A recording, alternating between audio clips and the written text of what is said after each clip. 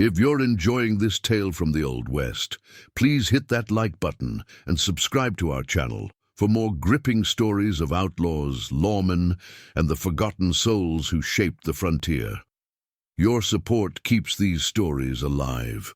The desert wind howled through Redemption Creek like a banshee's wail, carrying with it the scent of sage and the promise of another scorching day. The sun hung low on the horizon, painting the sky in shades of amber and crimson that seemed to bleed into the dusty main street of the town. Martha Sullivan stood at the edge of the crowd, her weathered hands clutching a faded shawl around her shoulders. At 32, she looked older than her years, her face etched with lines of sorrow and disappointment. The townspeople had gathered in the square, their voices a mixture of excitement and bloodlust. Above them all, suspended from the gnarled oak tree that had witnessed countless hangings, swayed the body of Jesse Kane. The notorious outlaw's face was purple and swollen, his neck twisted at an unnatural angle. The rope creaked ominously in the wind, a sound that made Martha's stomach turn. "Justice has been served," declared Sheriff Morrison, his voice carrying across the square. His badge gleamed in the dying light, a symbol of authority that commanded respect and fear in equal measure. The crowd murmured their agreement, satisfied that another criminal had met his end. Martha had watched the hanging from her usual spot, invisible to most of the townspeople who had long since decided she was a pariah. 3 years had passed since her wedding day. 3 years since Dr. Hammond had delivered the devastating news that would change her life forever. The memory still burned like acid in her throat. She had been preparing for her wedding to Thomas Brennan, the blacksmith's son, when the doctor had taken her aside. His words had been clinical, detached. "I'm afraid you'll never bear children, Miss Sullivan. Your womb is barren." Thomas had called off the wedding that very day. The townspeople had whispered behind her back, calling her cursed, incomplete. A woman without the ability to bear children was seen as broken, useless in a society that valued fertility above all else. As the crowd began to disperse, Martha noticed something that made her heart skip a beat. Jesse Kane's chest rose and fell, almost imperceptibly. The outlaw was still alive, his body fighting against the rope that was meant to end his life. She looked around frantically, but no one else seemed to notice. The sheriff and his deputies had already turned away, satisfied with their work. The townspeople were heading back to their homes and businesses, their thirst for justice temporarily quenched. Martha stood alone in the gathering darkness, watching the barely perceptible signs of life in the hanging man. Something stirred within her, a feeling she hadn't experienced in years. Perhaps it was compassion, or maybe it was the recognition of another soul who had been cast out by society. Whatever it was, Martha knew she couldn't walk away and let Jesse Kane die a slow, agonizing death. She waited until the last of the crowd had disappeared into the night before making her move. The desert air had grown cold, and stars were beginning to appear in the vast expanse of sky above. Martha approached the tree cautiously, her heart pounding in her chest. Jesse's eyes were closed, but she could see the faint movement of his chest. His face was a mask of pain and suffocation, but he was undeniably alive. Martha had always been tall for a woman, and she was able to reach up and support his body, taking some of the weight off the rope. "Hold on," she whispered, though she doubted he could hear her. "Just hold on a little longer." Martha looked around desperately for something to help her cut the rope. Her eyes fell on a broken piece of glass from a whiskey bottle that had been discarded near the tree. With trembling hands, she picked up the shard and began to saw at the thick rope. It was slow, exhausting work, and more than once she cut herself on the sharp glass. Blood dripped from her fingers, mixing with the dust at the base of the tree. Finally, after what felt like hours, but was probably only minutes, the rope gave way. Jesse's body collapsed to the ground with a heavy thud, and Martha quickly knelt beside him. She worked frantically to loosen the noose around his neck, her fingers shaking as she pulled the rope away from his bruised flesh. Jesse gasped, his lungs desperate for air. His eyes fluttered open, unfocused and filled with confusion. Martha placed her hand on his chest, feeling his heart beating rapidly beneath her palm. He was alive, but barely. She knew she had to get him away from the town before someone discovered what she had done. "Can you hear me?" she whispered urgently. Jesse's eyes focused on her face, and she saw a flicker of recognition. He tried to speak, but only managed a hoarse croak. His throat was severely damaged from the hanging, and Martha wasn't sure if he would ever be able to speak normally again. She helped him to his feet, supporting his weight as he swayed unsteadily. Jesse was taller than she had expected, probably close to 6 feet, with broad shoulders and calloused hands that spoke of a life of hard work before he turned to outlawry. His dark hair was matted with sweat and blood. "We need to get you out of here," Martha said, glancing nervously toward the town. "Can you walk?" Jesse nodded weakly, leaning heavily on her as they began to make their way toward the edge of town. Every step was agony for him, but he pressed on, driven by the instinct to survive. Martha's small house sat on the outskirts of Redemption Creek, isolated from the rest of the community. It was a modest dwelling, built of weathered wood and adobe, with a small garden that she tended with care. The isolation that had once been a source of loneliness now provided the perfect refuge for a fugitive. She helped Jesse into the house, guiding him to the small bedroom where he collapsed onto the narrow bed. His breathing was labored, and Martha could see the angry red marks where the rope had cut into his neck. She fetched water and clean cloth, beginning the delicate process of caring for his wounds. As she worked, Martha studied the man she had saved. Jesse Kane was younger than she had expected, probably in his late 20s. His face, despite the bruising and swelling, had a rugged handsomeness that spoke of Irish ancestry.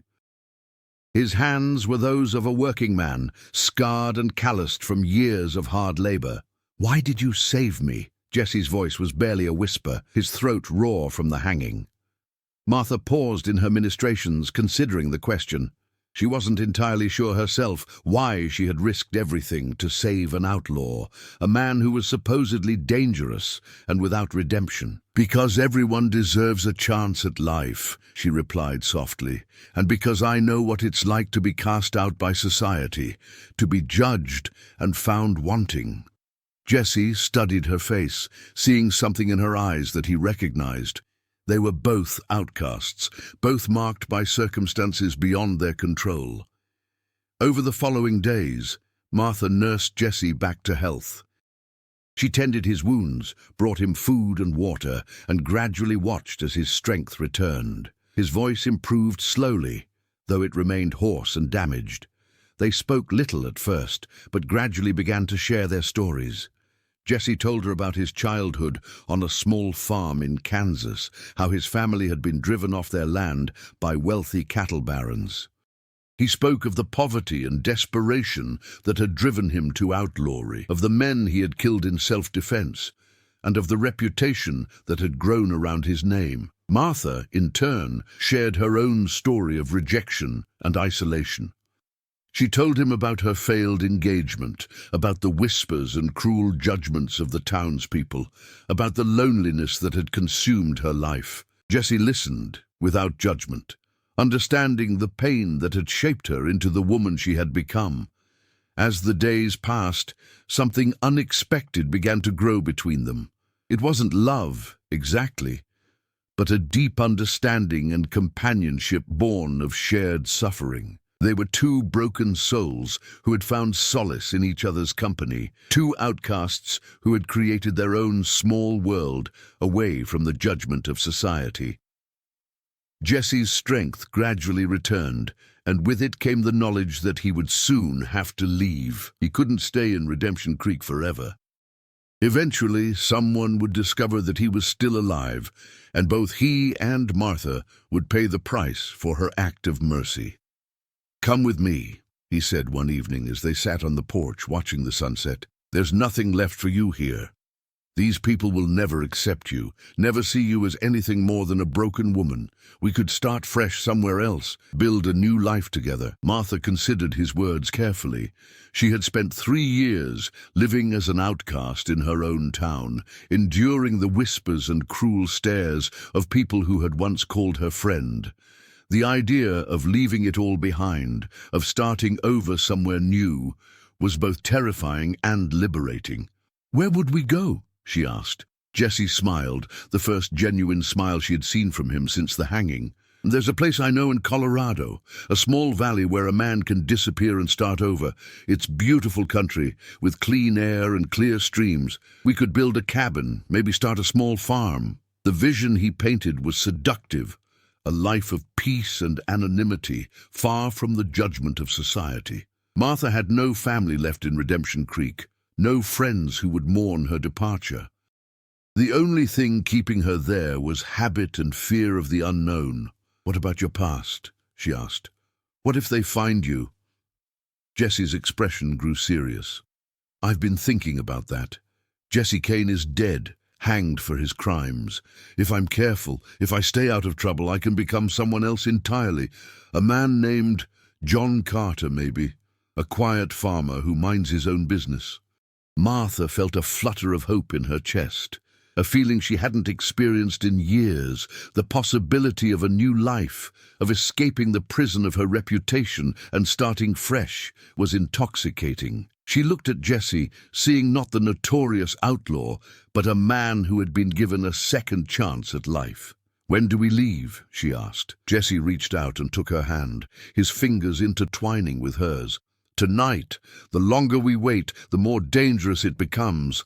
I've already stayed too long." Martha nodded, understanding the urgency.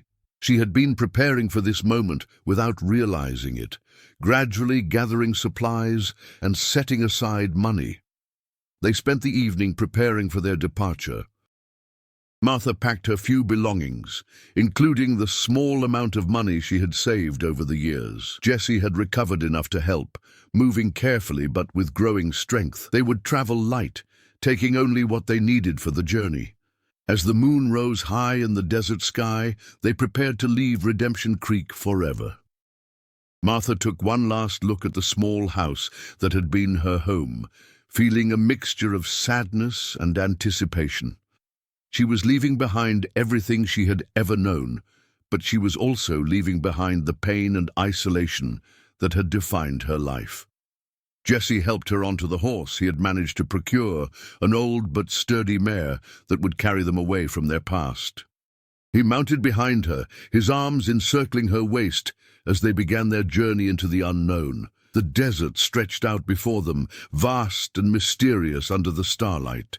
They rode through the night, putting distance between themselves and the town that had rejected them both. The rhythmic sound of hoofbeats on hard-packed earth was hypnotic, lulling Martha into a state of peaceful contemplation. She felt safer than she had in years, protected by the man whose life she had saved. As dawn broke over the desert, painting the sky in shades of pink and gold, they stopped to rest and water their horse. Jesse had been quiet during the ride, lost in his own thoughts about the future they were riding toward. Martha sensed his uncertainty, the weight of responsibility he felt for both their lives. "Are you having second thoughts?" she asked as they sat beside a small stream.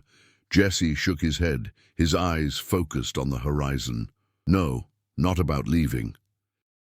But I want you to understand what you're giving up. There's no going back once we disappear. You'll never be able to return to your old life, never be able to contact anyone from your past." Martha smiled, an expression of genuine happiness that transformed her face. "There's nothing in my past worth returning to. My old life was already over the day the doctor told me I was barren. At least now I have a chance at something better, something real." Jesse nodded, understanding the truth in her words. They continued their journey, traveling during the cool hours of early morning and evening, resting during the heat of the day. The landscape gradually changed as they moved north, the desert giving way to rolling hills and eventually to the green valleys of Colorado that Jesse had described. Along the way, they encountered other travelers, most of whom paid them little attention. To all appearances, they were simply a married couple traveling to start a new life, a common sight on the frontier. Jesse had shaved his beard and changed his appearance enough that he was unlikely to be recognized, especially by those who had only heard descriptions of the notorious outlaw. Martha found herself changing as well, shedding the timid, defeated woman she had been in Redemption Creek. Away from the constant judgment and whispers, she began to rediscover the person she had been before society had branded her as defective. She laughed more, spoke with confidence, and began to imagine a future filled with possibility. When they finally reached the valley Jesse had described, Martha understood why he had chosen it as their destination. It was a hidden paradise, surrounded by towering mountains and fed by crystal-clear streams. The land was fertile and largely uninhabited, perfect for two people who wanted to disappear from the world. They found a suitable spot near a bend in the stream and began the hard work of building their new life. Jesse proved to be skilled with his hands, able to construct a sturdy cabin from the abundant timber. Martha contributed her knowledge of farming and cooking, skills that would be essential for their survival. As the weeks turned into months, their relationship deepened beyond the mutual dependence that had brought them together. They worked side by side, sharing the labor and the dreams of building something lasting. What had begun as an act of mercy had evolved into something resembling love, though neither of them spoke of it directly. Jesse, now calling himself John Carter, proved to be a different man than the outlaw whose reputation had preceded him. Away from the violence and desperation of his former life, he revealed a gentle nature and a sharp intelligence. He read voraciously from the few books Martha had brought, educating himself and planning for their future. Martha, for her part, found herself blooming in ways she had never imagined possible. Free from the constant reminder of her perceived inadequacy, she discovered talents and interests she had never been allowed to explore. She became an accomplished gardener, a skilled seamstress, and a partner in every sense of the word. One evening, as they sat on the porch of their completed cabin, watching the sunset paint the mountains in shades of purple and gold, Jesse took her hand in his. "I want to ask you something," he said, his voice serious. "I know we're not legally married, and I know the circumstances that brought us together were unusual, but I want you to know that I consider you my wife in every way that matters." Martha felt tears prick her eyes, moved by the sincerity in his voice. "And I consider you my husband," she replied. "We may not have had a ceremony, but we've built something real together, something that no preacher or judge could make more legitimate." They sat in comfortable silence, watching the stars emerge in the darkening sky.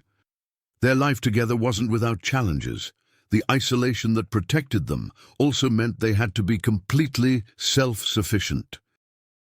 Jesse hunted for meat, while Martha tended their garden and preserved food for the winter.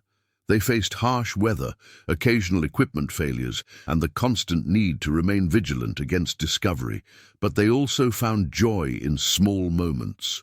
Morning coffee shared on the porch, evenings spent reading by lamplight, the satisfaction of a successful harvest. Martha discovered that she had a talent for healing, using herbs and traditional remedies to treat Jesse's occasional injuries and ailments. As their second year in the valley began, Martha made a discovery that would change everything. She had been feeling unwell for several weeks, experiencing nausea and fatigue that she initially attributed to a minor illness.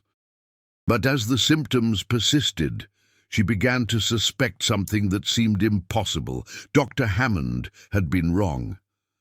The man who had pronounced her barren, who had destroyed her chances at a normal life in Redemption Creek, had made a mistake. Martha was pregnant.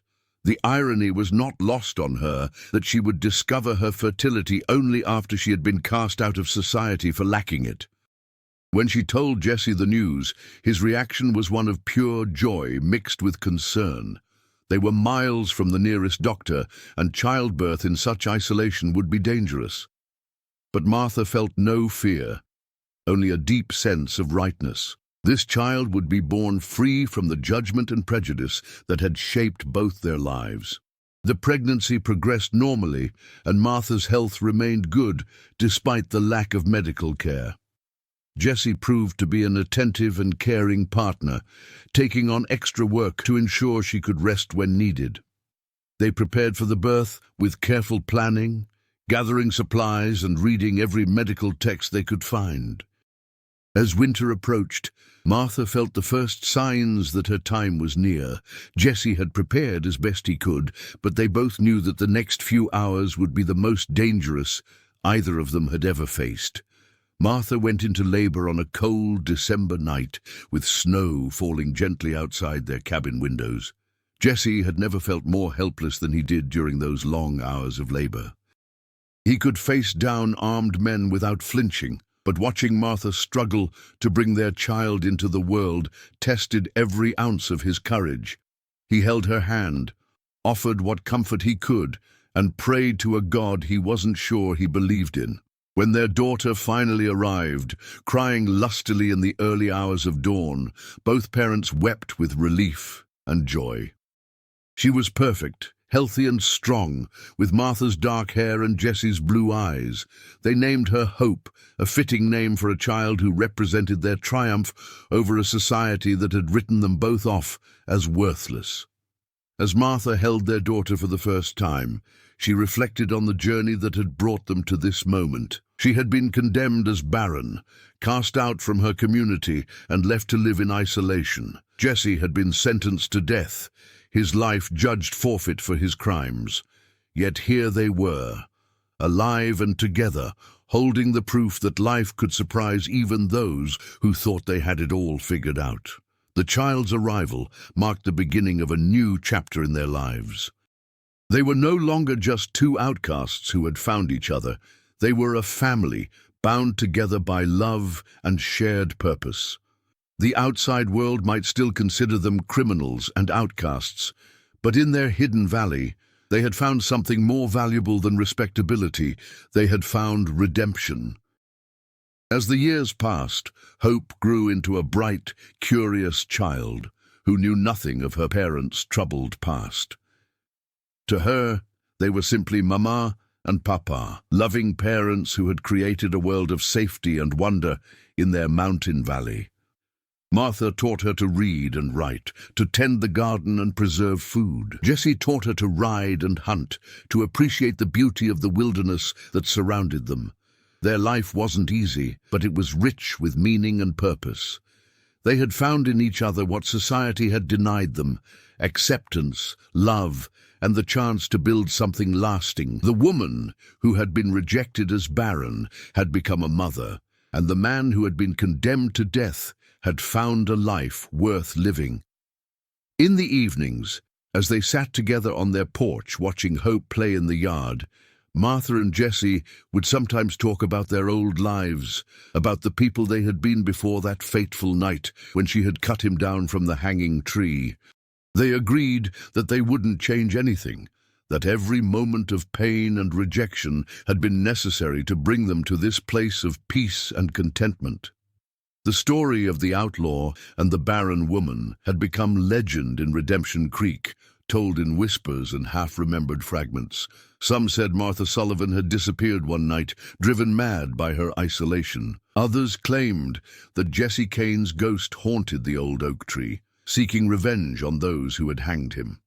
None suspected that both were alive and well, living a quiet life of contentment in a hidden valley far from the judgment of civilization. What do you think happened to the people of Redemption Creek when they discovered that both Martha and Jessie had vanished?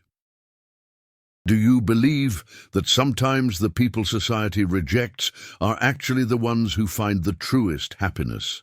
Share your thoughts in the comments below, and let us know what you think about this tale of redemption and second chances in the Old West.